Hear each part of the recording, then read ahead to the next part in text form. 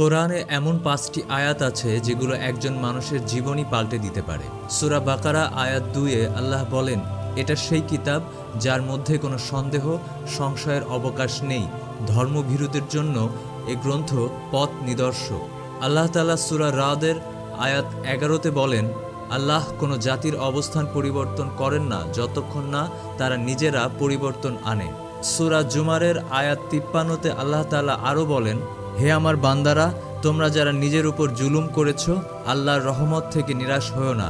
আল্লাহ সমুদয় পাপ ক্ষমা করে দিবেন, তিনি তো ক্ষমাশীল দয়ালু। সূরা আনকাবুতের আয়াত নম্বর ৬৯-এ আল্লাহ তাআলা বলছেন, যারা আমার পথে চেষ্টা করে আমি অবশ্যই তাদের পথ দেখাবো। আল্লাহ অবশ্যই সৎকর্ম পরায়ণদের সাথে আছেন।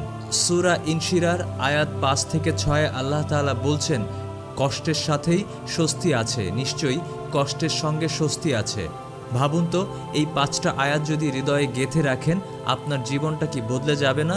আল্লাহ আমাদেরকে সঠিক পথে পরিচালিত করুন।